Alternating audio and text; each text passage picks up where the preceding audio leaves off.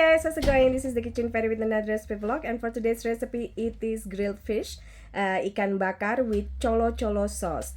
Colo-colo is a hot sauce. In Indonesia we have a lot of varieties of hot sauce that we call sambal, and this one is from Manado in Sulawesi. Check out the full video and I'll see you soon again. Bye!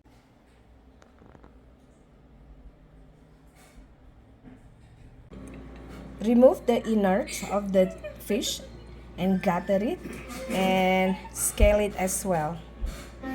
So once you remove the scale, the innard, gather it, now you want to make an incision like so. I made 2 on each side, 2 each, and that's where our lime and salt gonna go to flavor it.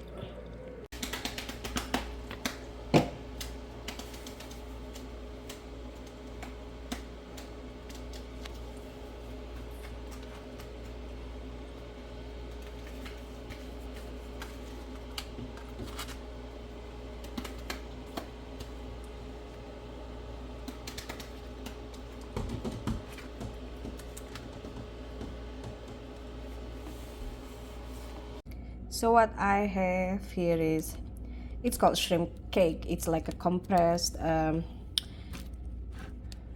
shrimps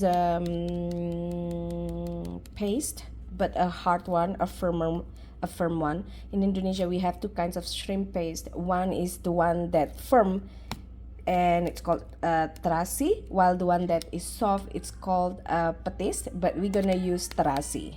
While we grill the fish, we're gonna grill some of this as well. So we're gonna need only that much, about ½ teaspoon, and we're gonna wrap it inside aluminum foil so it's easier for us to grill.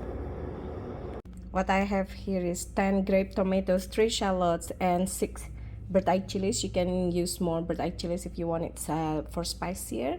We're just gonna skin them, wash them, and slice them like so, and then just place them into a bowl.